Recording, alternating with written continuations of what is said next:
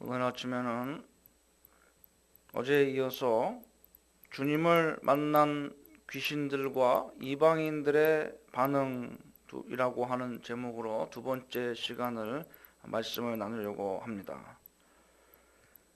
오늘 본문에는 주님의 허락이 떨어지자 귀신들이 그 광인들에게서 나와서 언덕에 있던 돼지떼들에게 들어갑니다. 곧이어서 모든 돼지는 쏜살같이 비탈을 내리달아서 익사하고 맙니다. 이것은 하나님 나라의 도래에 대한 예증으로서 주님의 능력이 가다라인에게 분명히 증거되고 있는 사건이라 하겠습니다. 그 사람에게서 나오라는 주님의 명령을 귀신들이 받게 됩니다. 32절에 보면 그들에게 가라 하시니 귀신들이 나와서 돼지에게로 들어가는지라 라고 말씀합니다. 가라고 하는 명령을 들은 귀신들은 그 사람에게서 이제 나올 수밖에 없습니다. 그런데 때마침 그 근처를 지나가고 있었던 돼지떼들에게 귀신은 거기 들어가게 해달라고 주님께 간청을 드립니다. 그래서 가라 해서 그 돼지에게로 들어가게 됩니다. 귀신들은 육체를 가지고 있지 않기 때문에 이 세상과 같은 물질 세계에 살려면 육체적인 거처를 집으로 삼는 것을 좋아함을 알 수 있습니다. 이것은 귀신들이 사람이나 짐승 따위에 자꾸만 들어가기를 좋아하는 이유입니다. 제 집에 들어갔을 때 사람이나 동물도 가장 안락함과 편안함을 느끼듯이 귀신들도 동물의 육체이든 사람의 육체든 그것을 자신의 집으로 삼아서 그 속에 들어가 있을 때에 편안함을 느끼는 것입니다. 또한 깊숙이 들어가서 숨을 수도 있으니 육체는 그들에게 더할 나위 없는 안식처가 되어주는 셈입니다. 사람이 안전하게 집에 들어가 숨습니다. 동물들이요 대적에게 쫓길 때 천적에게 쫓기면 자기 굴이나 둥지나 자기가 파놓은 그 집으로 들어가서 깊숙이 들어가 숨습니다. 귀신은 사람 속에 들어가서 마치 귀신이 아닌 것처럼 그 사람 자체인 것처럼 속이고 행동하고 혹은 정체를 거짓으로 조상인 것처럼 또는 다른 신적 존재인 것처럼 그렇게 속이려면은 말을 해야 되는데 사람들에게 말을 걸어와야 되는데 귀신은 영이기 때문에 직접 사람이 알아들을 수 있는 말을 할 수가 없지 않습니까? 그래서 사람 속에 들어가기 좋아하는 겁니다. 동물 속에도 들어가지만 동물 속에 들어가면 동물이 말을 못하기 때문에 짖는 것밖에 못하고 우는 것밖에 못하니까 사람을 속일 수가 없어요.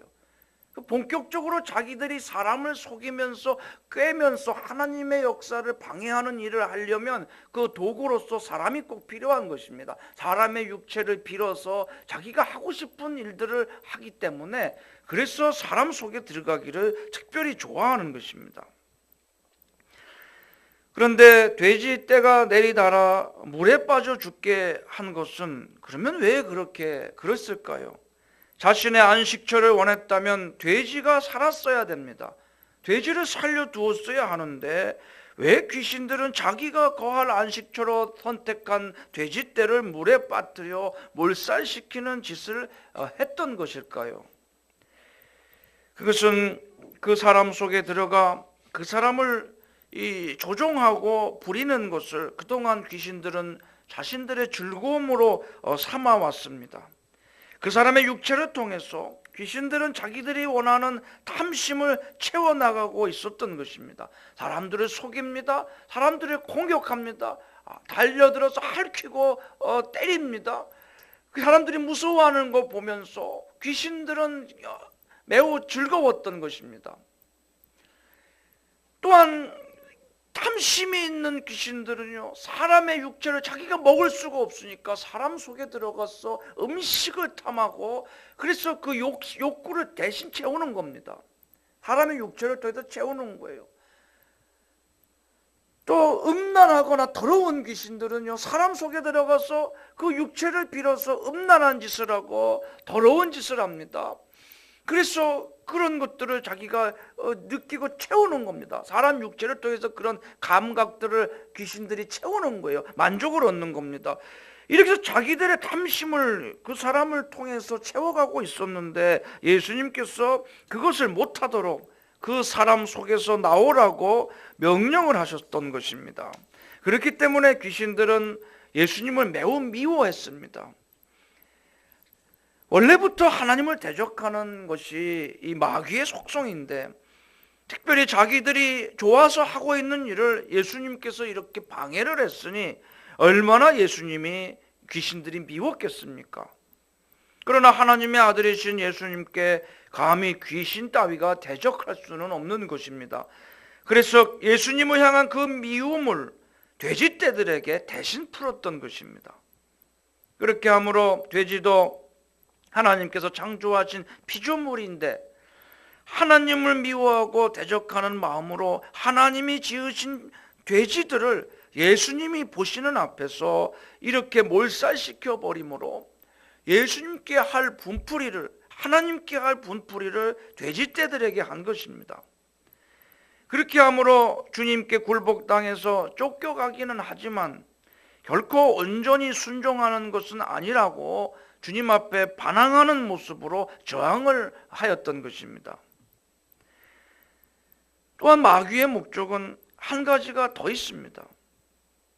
돼지가 2,000마리나 몰살당하는 엄청난 물질적인 피해를 입었던 그 지방 사람들이 이런 일이 예수님으로 인해서 일어난 것으로 생각을 해서 예수님의 그 지방에서 하시는 전도 활동을 막고 예수님을 그 지방에서 나가달라고 하도록 예수님을 배척하는 마음을 그 지방에 사는 사람들의 마음속에다 불어넣기 위함이었던 것입니다.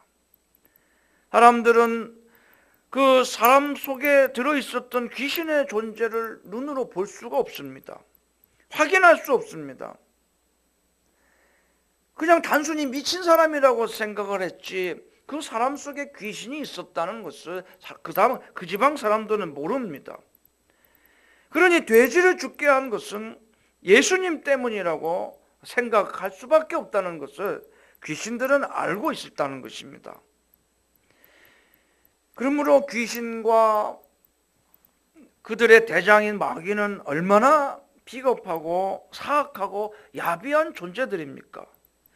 또한 얼마나 파괴적이며 잔인한 존재들인가 하는 것을 오늘 본문을 통해서 우리는 깨달을 수가 있습니다. 또한 예수님께서는 돼지들에게 귀신들이 들어가게 해달라고 하는 간청을 예수님이 들어주셨던 것은 귀신이 돼지를 죽게 할 수 있을 것이라는 사실을 주님이 아셨을 것인데도 그렇게 하신 것은 귀신에게 붙들려 오랫동안 인간 이하의 비참한 상태에서 고통을 받고 있었던 그 사람을 한시라도 빨리 그 비참한 상황에서 구해주시고자 하는 사랑 때문이었던 것입니다. 어떤 피해가 있다 할지라도 주님께서 중요한 것은 그 사람에게서 귀신이 빨리 나오는 일이었다는 것입니다. 이처럼 사람의 영혼이 가장 귀하고 영혼이 구원받는 것은 어떤 것과도 비교할 수 없이 중요한 일이 아니겠습니까? 돼지 2,000마리가 몰살당하는 큰 물질적인 손해가 난다 할지라도 한 사람의 영혼을 구원하는 것과 주님은 그것을 맞바꿀 정도로, 아니 그런 것과는 비교도 안 될 정도로 그 사람의 영혼이 중요했다고 하는 것입니다. 그런데 가다라 지방 사람들은 그런 사실을 전혀 몰랐습니다. 단지 물질적인 엄청난 손해를 입은 사실만이 그들은 원통하고 분하고 그것이 마음이 아팠지, 한 사람이 귀신으로부터 해방되어 영혼이 구원 얻고 새 삶을 찾게 된 것은 그들은 안중에도 없었던 것입니다. 그래서 34절에 보니까 온 시내가 예수를 만나려고 나가서 보고 그 지방에서 떠나시기를 간구하더라 라고 말씀합니다. 다른 지방에서 보인 모습과 반대입니다. 예수님께서 병을 고치시고 귀신을 쫓아내고 이렇게 하는 것을 보고서 사람들은 그 기적을 보고자 몰려와서 예수님이 전하시는 복음의 말씀을 듣고 수많은 사람들이 예수님을 애워싸 예수님을 따랐는데, 이게 정상적인 모습이었는데 이 지방에서는 반대로 나타납니다. 이 소식을 듣고 사람들이 예수님께 나와서 예수님을 봅니다. 여기까지 똑같습니다. 그런데 놀랍게도요, 떠나시기를 간구하더라. 그 지방에서 떠나시기를 간구하더라 라고 말하고 있는 것입니다. 왜 그랬을까요? 경제적인 손실을 보았기 때문입니다. 오늘날도 신앙 때문에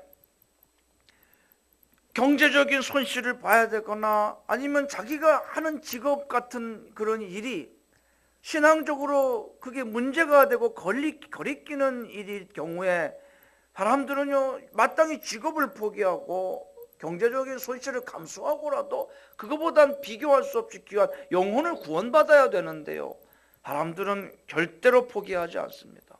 경제적인 손실을 신앙 때문에 감수하거나 직업을 포기하는 경우를 극히 보기가 힘듭니다. 무엇보다 영혼이 귀하다는 그 영혼의 소중함을 경히 여기고 그냥 자기 양심에 걸리지 않을 정도로만 신앙생활하면 된다고 여기는 자들이 이 세상에 얼마나 많습니까? 세상과 타협한 모습인 것입니다. 로마 시대에 400만 명의 기독교인들이 박해를 당해서 죽었습니다. 400만 명이면 고대 시대에는 엄청나게 많은 숫자입니다. 이렇게 기독교인들이 많은 박해를 당했던 것은 황제를 왕으로 존경하기는 하지만 신으로 경배하지 않으려고 했기 때문입니다. 로마 황제는 신으로서 경배받기를 원하고 그걸 강요했는데, 기독교인들이 볼 때는 존경하는 것은 맞지만 이 사람은 신이 절대로 아닌 것이었어요. 경배의 대상이 아니었던 것입니다. 하지만 그들은 죽음 앞에서도 타협하지 않았습니다. 우리나라가 그 일제강점기 때 신사참배에 불복해서 많은 그리스도인들이 옥에 갇히고 또 순교를 했던 그 이유가 무엇입니까? 세상과 타협을 하지 않으려고 했다는 겁니다. 마지막 때도 타락하고 우상화되는 이 세상에서 타협하지 않고 자신의 신앙을 지키려고 함으로 많은 순교자가 날 것을 성경은 예언하고 있습니다. 이것은 기독교가요, 절대 세상과 타협해서는 안 되는 것임을 보여주는 것입니다. 왜냐하면 세상과 타협하는 것은 귀신에게 지는 것이기 때문입니다. 마귀에게 굴복하는 것이기 때문입니다. 귀신들은 이렇게 사람들의 마음을 미혹해 하여서 예수님을 못 믿게 합니다. 복음 전도를 통해서 예수님을 만나고도 사람들은요, 이렇게 오늘 가다라 지방의 사람들처럼 물질적인 손해나 이런 어려움을 겪게 되면 예수님을 믿어서 소위 부정탄다고 생각을 하는 겁니다. 단지 세상적인 물질적인 번영과 안일함만을 따져서 본문의 가다라 지방 사람들처럼 이들은 내가 예수 믿으니까 이런 일이 생기나 보다 해서 예수님을 멀리하고 피하고 대적하여서 예수님을 밀쳐내려고 하는 것입니다. 그런데 이런 반응을 보이는 것은 이미 사단 마귀의 미혹에 그 마음이 단단히 미혹을 받은 심령 상태임을 나타내는 것이라는 말씀입니다.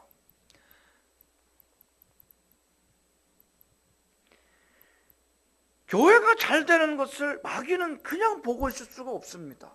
하나님의 복음이 전도되고 사람들이 예수 믿게 되고 그렇게 신앙을 가지게 되는 것을 원수 사단 마귀는요, 크게 그렇게 약올르고 원통한 겁니다. 왜냐하면 자기가 거할 자기 처소를 빼앗기는 것이기 때문입니다. 자기 재산을 축나게 하는 것이에요. 귀신들은 사람을 자기들이 부리는 불신 영혼들을요 자기들의 소유라고 생각을 합니다. 완전 착각하는 겁니다. 저건 내 소유고 내 집이라고 생각하는 거예요. 집을 뺏긴 사람의 원통함을 그 귀신들은 가지고 있다는 겁니다. 정말 오해해도 너무너무 단단히 오해하고 있는 것입니다. 그래서 싸움을 할 수밖에 없어요. 복음을 전해서 하나님께 그 영혼이 돌아오게 하는 성령의 역사와 그것을 방해하고 그걸 막으려고 하는 그 사단 마귀의 싸움이 그칠 수가 없는 것입니다.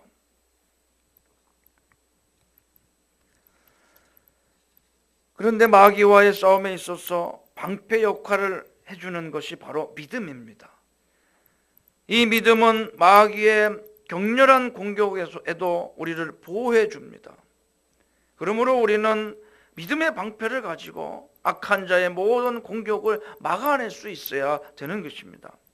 믿음의 방패를 가지고 예수님의 이름과 하나님의 말씀의 검과 기도의 능력으로 사단 마귀의 공격과 시험을 물리치고 믿음으로 승리해야 될 것입니다.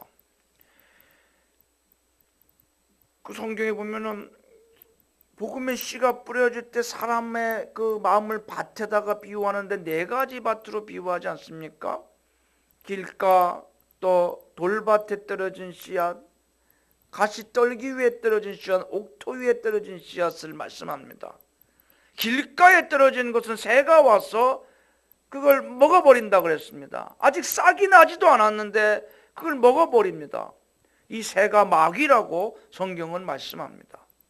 복음이 사람 마음에 뿌리를 내려서 믿음이 싹 트기도 전에 그것을 못하게끔 뺏어가는 것이 바로 마귀가 하는 일이라는 겁니다. 마귀가 새들이 공중에 그런 씨가 떨어진 먹잇감이 없나 이렇게 돌아다니면서 날아다니면서 보다가 있으면 얼른 내려와서 쪼아 먹어버리고 가지 않습니까?